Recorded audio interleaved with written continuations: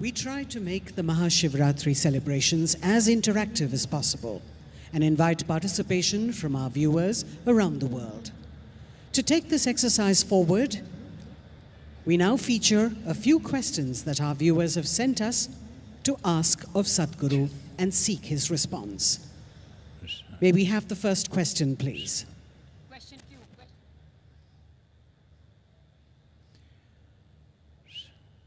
Hello, Sadhguru. I've been following you for quite some time through YouTube, and I also follow the spiritual practices that you offer. But as a non-Hindu, I don't know if I can relate to Shiva. Is MahaShivRatri still relevant for me? How?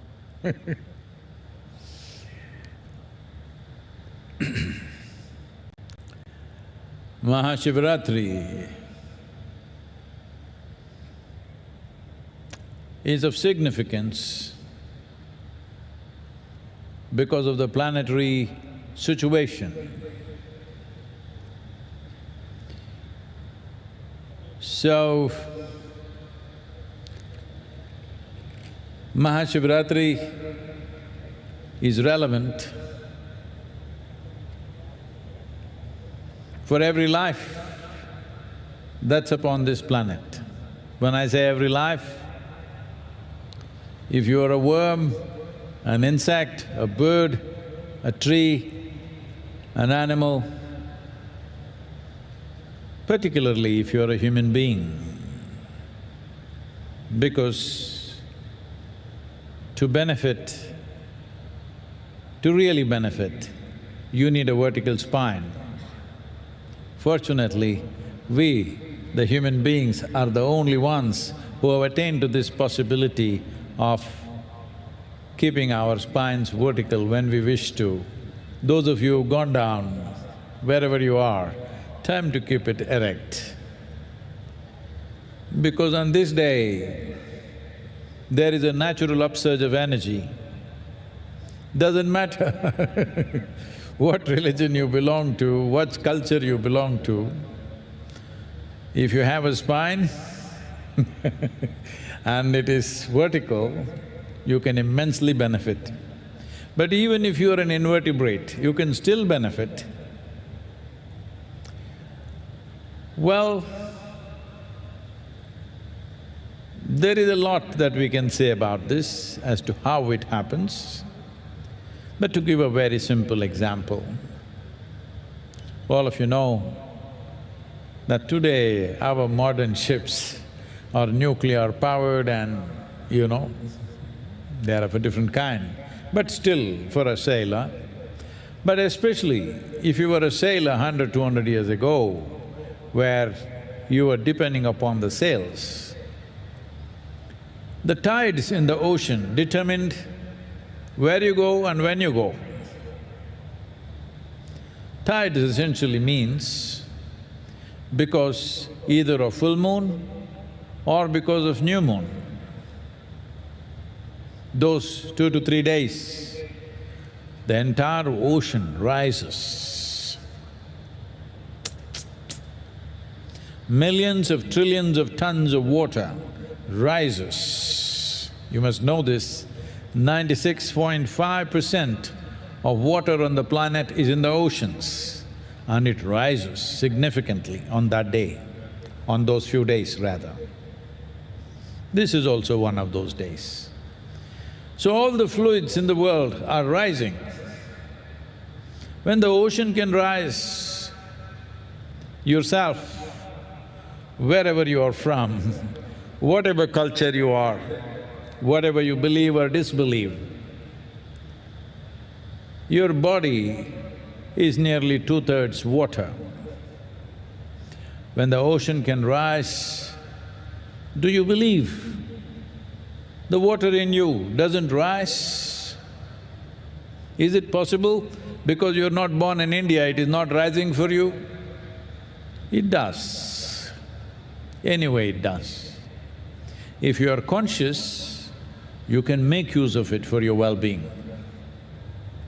Of the 12 to 13 Shivaratris that appear in a calendar year, This is called MahaShivRatri in the month of Magha, where it has maximum impact on the system, simply because of the tilt and the position of the planet in relationship both with the moon and particularly with the sun.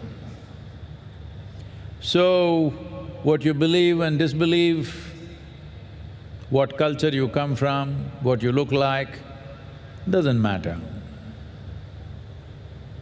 There are things happening in the world which affects every life. MahaShivRatri is one of them, it affects every life. Those who are conscious can make use of it to become exuberant, ecstatic lives. You also know, on full moon days and new moon days, those who have unfortunately lost their mental balance and who are in serious conditions, let's say in institutions,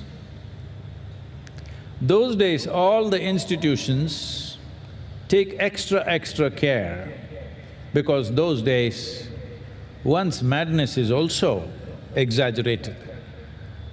Because this is not about madness or meditativeness, it is just an upsurge. When there is an upsurge, when there is a big wave, if you know how to ride the wave, it will be great joy. If you do not know how to ride the wave, you will get crushed by the same wave. Somebody who is an expert wave rider, his dream is a tsunami. He would like to ride it.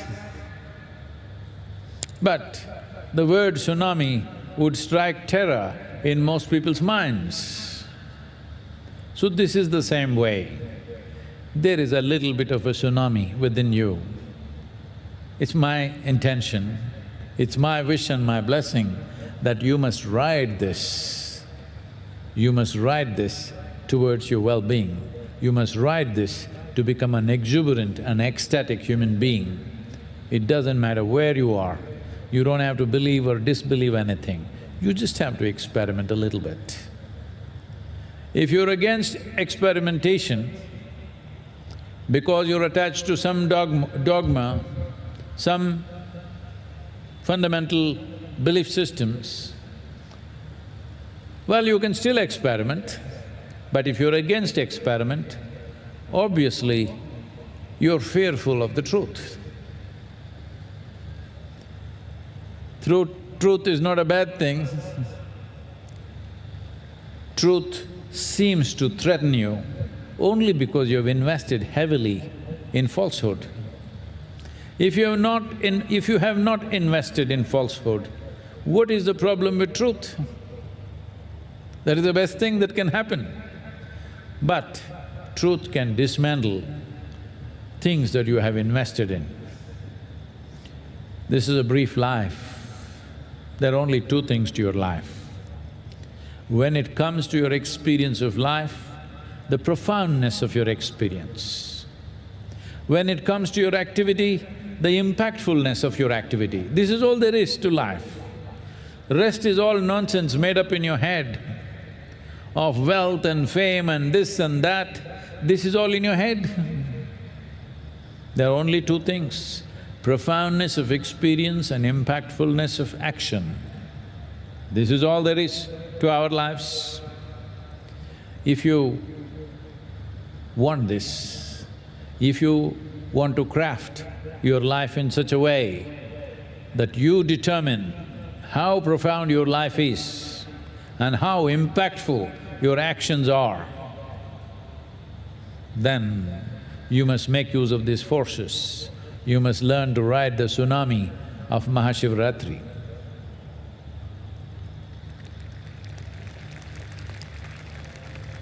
Hi Sadhguru, happy MahaShivRatri. My question is that so many people have become enlightened on full moon days, like Buddha, Tamil saints on Thaipusam. So how is the full moon different from the crescent moon of Shivaratri? Thank you.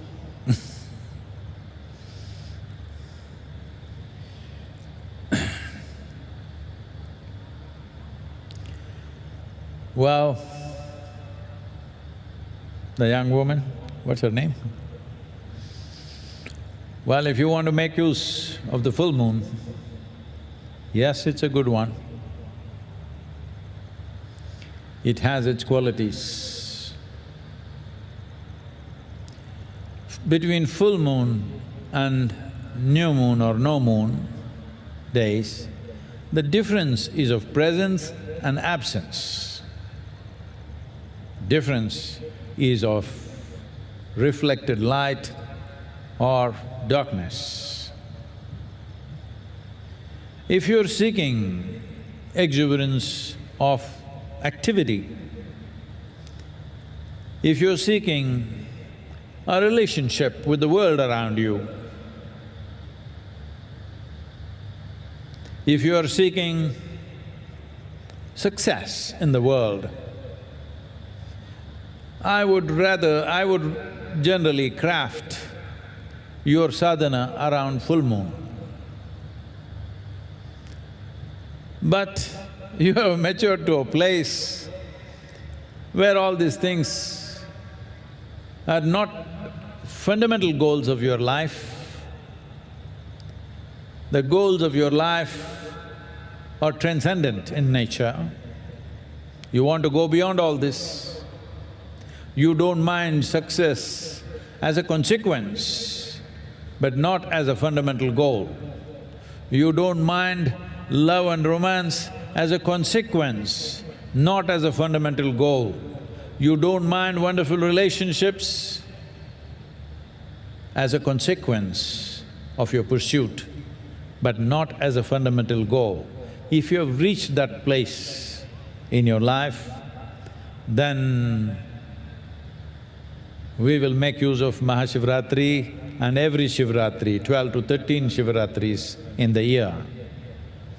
But as a part of this, because I know you're a young person, for you certain things matter still, so from 28th of March, I think, am I right? The next full moon day, in the month of March now, I've committed to 12 full moons that we will have satsang.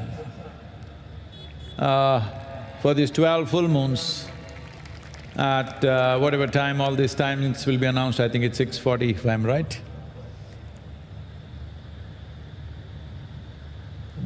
I'm calling this full moon flirtations, because full moon is like that. That is the nature, because it's an outward exuberance. New moon, Shivaratri is an inward stillness. If you're seeking stillness, we seek Shivaratri.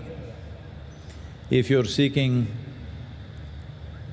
flirtations with life, then full moon. So we will have full moon flirtations for the next 12 full moons. Be with me, let's see what we can do.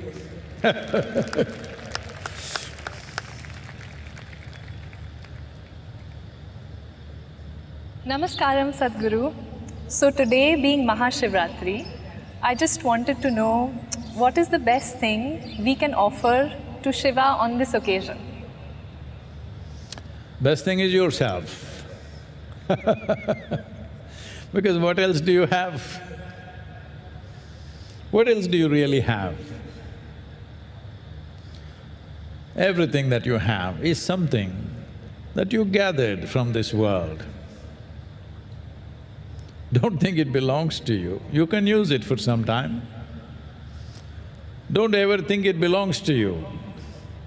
Your home, your people, your wealth, the warehouse of collection that you have, it doesn't belong to you. It's only there for your use for some time. So giving those things, what is there, you take it and give it back. What is the point of that? Even the very body that you carry is something that you gathered from this planet.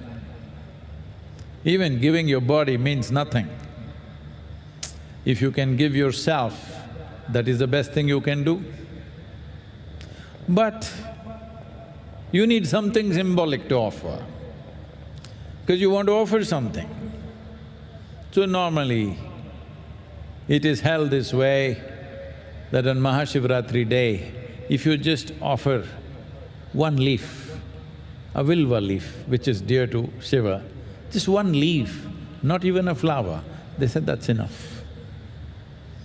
With the right attitude, with devotion burning in your heart, because you don't know how to offer yourself, you just offer a leaf. That will do. Here I have plenty of leaf today, I will offer one for you, wherever you are from. I'm not able to see where she is from, what her name is, but we will offer a leaf, more than one leaf for you and for all those people who are sleeping today. And those who are awake, we've already offered many. Here, we'll offer some more, especially for you. This girl, I don't know where she's from. One leaf will do. The idea is to tell you, the question is not about what, the question is about how. You must understand this. What you do does not determine the quality of your life. How you do it, that is what determines the quality of your life. When I say how, instead of trying to fix what, if you just fix how, your life will be in order. Whatever you do, the nature of the human being is such, in every action, you want to be something more and something more. When you want to be something more, you can rob somebody, you can go and conquer somebody, you can enslave somebody, or you can just go shopping or you can love and embrace. Something becomes yours either by buying it, by enslaving it, by conquering it, or simply by loving it and including it and embracing it as a part of yourself. The same thing happens, but how you do it is what makes the difference. Will your actions be of love, empathy and compassion, or will your actions be of conquest, enslavement, domination? Shopping, I'm not against, but it's one of the ways you can make something yours. So, on this MahaShivRatri day, don't even bother to pluck a leaf. Why pluck a leaf? Just offer yourself. Will Shiva take you away? No, because you're anyway his. Why will he take you? Because you do not know how. What is this? Offering myself means what? So a leaf is a symbolism. You don't even have to go and pluck a leaf in the middle of the night. Just mentally offer a leaf, that is enough. Look at him, he is an ascetic. What will you do with things that you offer? If you offer gold, silver, diamonds, what will an ascetic do with it? If you give me gold chains, what will I do? What will I do with it? I will only think of melting it and doing something, some project. But what will an ascetic do with your offerings? You offering yourself means you will never be an impediment in your life. That must happen. There are 1,000 impediments in the world, there are many issues in the world. You must make sure of this one thing in your life, that you are never the issue in your life. You are not the problem, you are always the solution. Problems will come from outside they keep coming. The more you try to do in the world, the more problems you will face. but you should not be a problem. You should never be an impediment. You should never be an issue in your life. This is what offering yourself means. You've already given yourself, so why will you be in the way?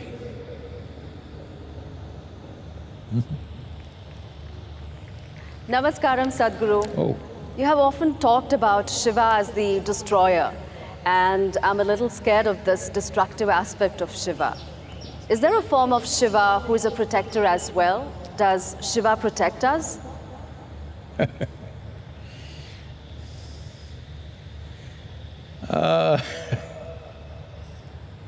See,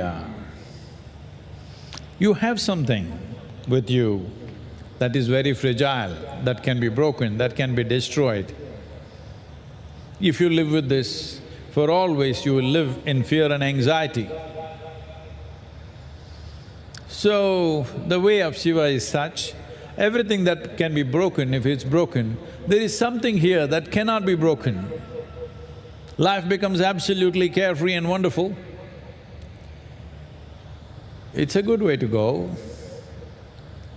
So Shiva is a destroyer. Will he be a protector? Yes, but in a very different way than the way you think. Because you can believe what you want to believe. Always people are hoping for something absurd to happen, that when you're just falling down, a hand will come from the sky and hold you. Well, that never happened, but still people never stop believing it. But if you earn the grace of life and the source of life, if you earn the grace, life gets lubricated, well-lubricated machine you become, that you will not get stuck anywhere, you will flow smoothly. I must tell you this now that you're asking this question. The Saptarishis, the first 7 disciples of Shiva, who are today known as the celestial sages in India, when they were to part, when he said, you take this and give it to the world, go in 7 different directions, many different parts of the world that nobody from this land had ever seen, those kind of lands. So they were little apprehensive. When they were just about to leave, they asked him, we don't know where we are going, what kind of people we will meet, and will we be able to share these profound truths with them?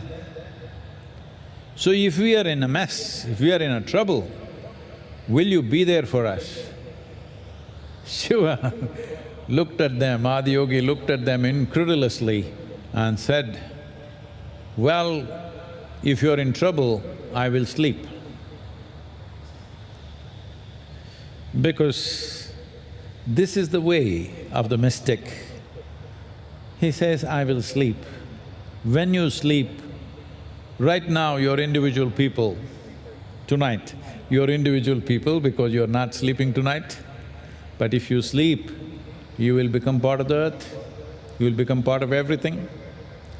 You may not know, but you have become, you always are, but you make yourself an individual being, an individual person. But when you sleep, your personality is gone, your gender is gone, your wealth is gone, your qualifications are gone, all your quirks are gone, and you're just one with everything. So Shiva is saying, if you're in trouble, I will sleep, that means I will be one with you. Don't worry. So don't worry about this. Destroyer does not mean he will come and break you down. He will be one with you when you seek him, in that sense. Well, here many manifestations of Shiva have happened. There is a Yogeshwara Linga right here, there's another one in the Adiyogi Alayam, there's of course Dhyana Linga. Different dimensions of Shiva, different aspects of energy to serve for those people who don't like the word, different dimensions of life. Dimension, dimension, dimension. Please stay awake tonight, all of you, dimension people.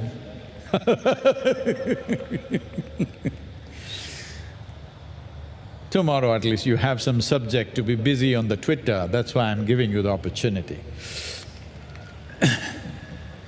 So, at the entrance of the yoga center, we will be consecrating a Kala Bhairava temple sometime this year. It's already nearing completion in terms of construction. Consecration is a little more complex process because this temple is designed and consecrated to serve both the living and the dead. So it's of a different nature. So anytime in the next few months it will come up. So what you call as Shiva is not a person, it's a dimension. And there are many dimensions to him. So one of these dimensions are called Kala Bhairava, or one who is the master of time. You must understand your life is timed. Never forget this, that you are timed. As you sit here, your life is ticking away. If you're sleeping, your life is ticking away. If you're doing whatever you're doing or not doing, your life is ticking away. Essentially, your life is timed. So this dimension of Shiva is about the timekeeper, and he is both relevant for the living and the dead. So this is a very special kind of consecration which will be happening Kala Bhairava.